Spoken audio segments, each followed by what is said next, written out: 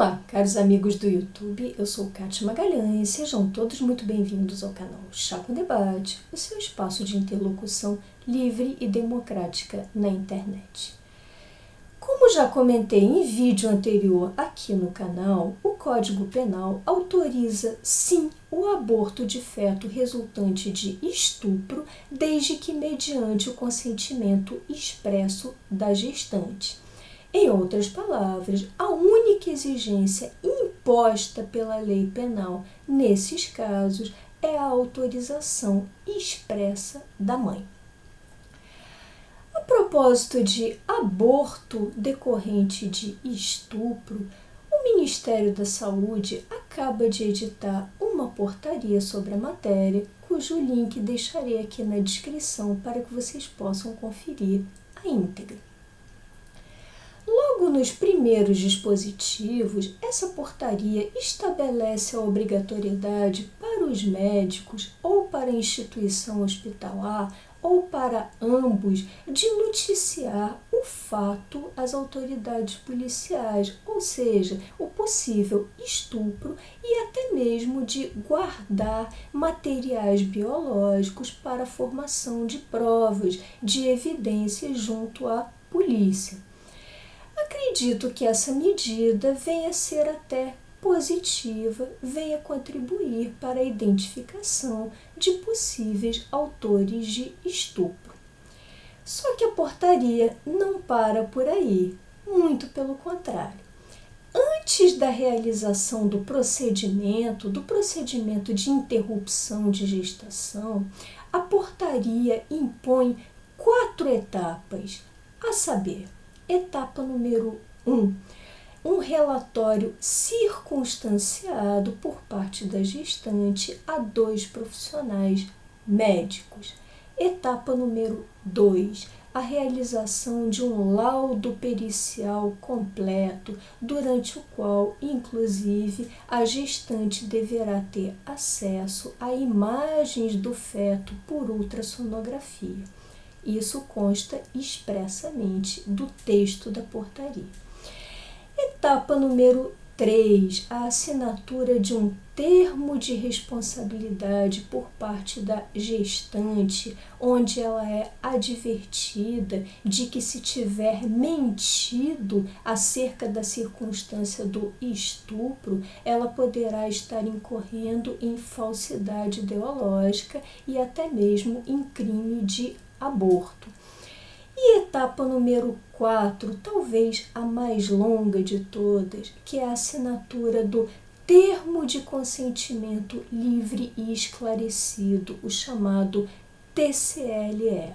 Durante essa etapa, a gestante é cercada por uma equipe multidisciplinar formada por obstetras, anestesistas, psicólogos, assistentes sociais e profissionais de outras áreas, profissionais com outra expertise, que deverão, nos termos da portaria, aconselhar esta mulher e adverti-la sobre os riscos daquele procedimento, sobre o desconforto e sobre os malefícios causados por um aborto ao corpo de uma mulher.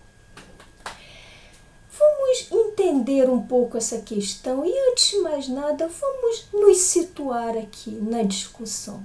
O que é uma portaria? O que vocês acham que é uma portaria ministerial? Uma portaria de um ministério? Uma portaria nada mais é que um ato administrativo que se destina apenas a regular a ordem rotineira dos serviços. E aí, como uma portaria, enquanto ato administrativo, não é uma lei, não está no rol de leis definidas na Constituição Federal como leis, é apenas uma portaria. Dessa forma, uma portaria não pode criar, não pode estipular obrigações para terceiros. Tendo em mente essa brevíssima definição de portaria, eu indago a vocês: vocês acham que essa portaria está dentro dos limites que podem ser alcançados dentro do escopo de um mero ato administrativo, de um mero ato ordinatório da rotina do serviço, ou vocês acham que ela criou obrigações? Gostaria muito de ouvir a opinião de vocês aqui a respeito. Deixem nos comentários. Eu tendo a acreditar que sim, que essa portaria tenha extrapolado do seu escopo e tenha criado obrigações, tanto para a gestante quanto para a equipe médica e todo o staff hospitalar. Porque vejam, tenham em mente aquilo que eu fiz questão de frisar logo no início do vídeo.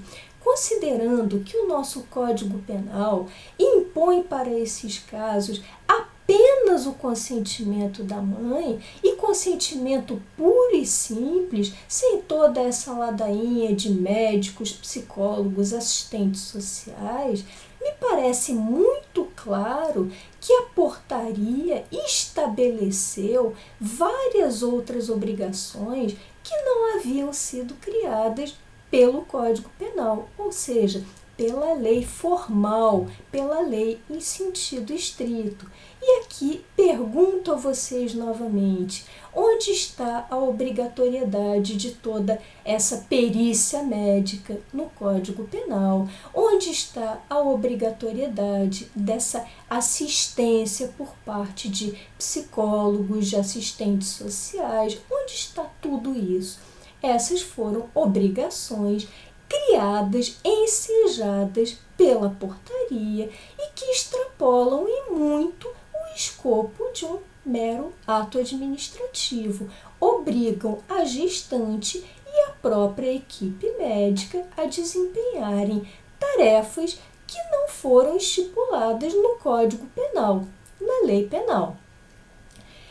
Portanto, acredito sim que essa portaria possa ter violado um princípio da nossa Constituição, que é o chamado princípio da reserva legal, que está no artigo 5º, inciso 2 da Constituição, segundo o qual alguém só pode ser obrigado a fazer ou a deixar de fazer algo mediante disposição expressa em lei.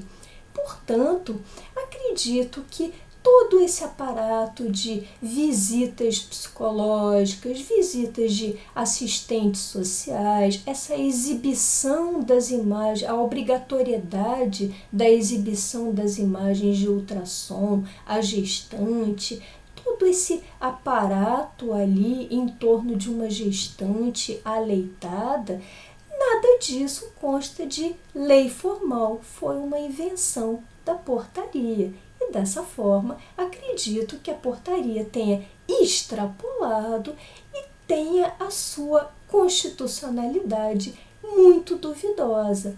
Creio de fato que se possa sustentar até mesmo que essa portaria seja inconstitucional por ter criado obrigações tanto para a gestante, reitero eu, quanto para a equipe médica que não foram previstas na lei, nesse caso, na lei penal. Agora, saindo um pouco aqui das nossas divagações jurídicas e pulando para o mundo real, para a rotina de um SUS, o que vocês acham que essa portaria certamente acarretará na rotina, no dia a dia de um hospital público?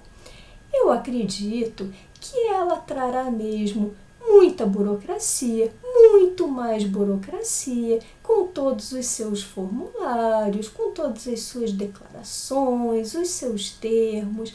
Trará possivelmente cabides de emprego, por que não? É uma prática tão usual entre nós. Cabides de empregos para psicólogos, assistentes sociais. Possivelmente será uma forma de arrumar colocações públicas para alguns apaniguados. Trará tudo isso e trará, a meu ver, sobretudo, um grande inconveniente para aquela gestante, para aquela mulher que tem pressa. E pressa de quê? infelizmente, de retirar do seu próprio corpo um corpo estranho que foi fecundado ali por um ato de extrema violência. Essa mulher, a meu ver, será a mais prejudicada e temos que considerar que esse tipo de portaria relativa ao atendimento no SUS diz respeito principalmente às camadas mais vulneráveis, porque não temos dúvida, se um fato desses vier a acometer uma moça de uma classe mais privilegiada, ela certamente recorrerá aos bons préstimos de uma clínica particular e não terá de passar por essa verdadeira via crucis, possivelmente por esses verdadeiros tribunais de inquisição à beira de um leito, tentando convencer aquela gestante a não realizar o procedimento, a manter ali aquele feto, reitero, fruto de violência. Ora, se o nosso ministro da Saúde está mesmo tão preocupado em evitar essas tragédias, essas verdadeiras abominações que são os abortos decorrentes de estupro, em particular os estupros, a pior forma de agressão física, de agressão à integridade do corpo de uma mulher, se o ministro está tão preocupado, e preocupado com razão, com esse tipo de episódios, pergunto a ele: ministro, por que o senhor não desenvolve um trabalho conjunto com o Ministério da Senhora Damares e com o Ministério da Educação para identificar moças, muitas vezes meninas, que mal atingiram a puberdade, como aquela menina do Espírito Santo? Por que vocês não fazem todo um trabalho de identificação de meninas que possam estar sendo, sim, vítimas de estupro, e estupro na própria casa, muitas vezes na própria escola, no ambiente mais próximo, no círculo mais íntimo daquela criança? Por que vocês não desenvolvem esse tipo de trabalho? Ministro, por que o senhor não desenvolve, não incrementa o trabalho de pronto atendimento no SUS a gestantes, ou melhor, nem sabemos se gestantes, a mulheres que tiverem sido estupradas e que mereçam um pronto atendimento e para a qual seja administrada a pílula do dia seguinte para evitar esse tipo de gestação indesejável? Por que vocês não desenvolvem todos esses trabalhos preventivos, essas sim medidas que seriam bastante concretas e eficazes para tentar evitar ou pelo menos mitigar esse tipo de tragédia, de barbárie entre nós? Por que vocês não se ocupam desse tipo de ações concretas, eficazes?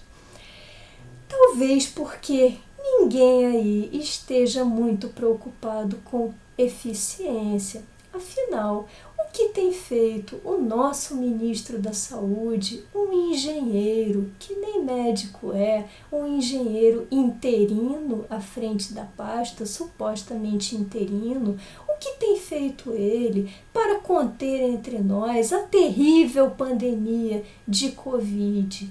O que tem feito ele, além de possivelmente distribuir os recursos federais aos estados, não de acordo com as necessidades desses, mas sim por critérios de conveniência política, como foi assinalado em recente editorial do Estadão?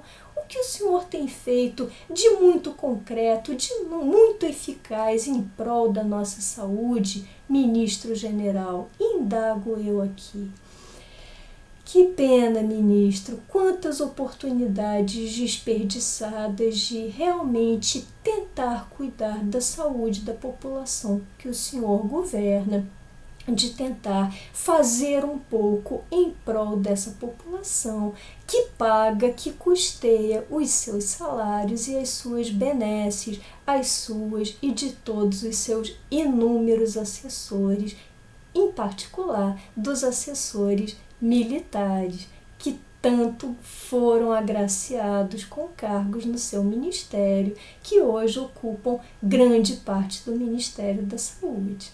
O que de concreto vocês pretendem fazer em prol da nossa saúde, incluindo aí a saúde das nossas meninas estupradas? Acho que vocês não conseguem oferecer grandes propostas concretas, não é mesmo? Bom, essas eram as reflexões que eu gostaria de compartilhar com vocês hoje. Se tiverem gostado desse vídeo, deixem seus likes, comentem. Por hoje me despeço e até o próximo Chá com Debate.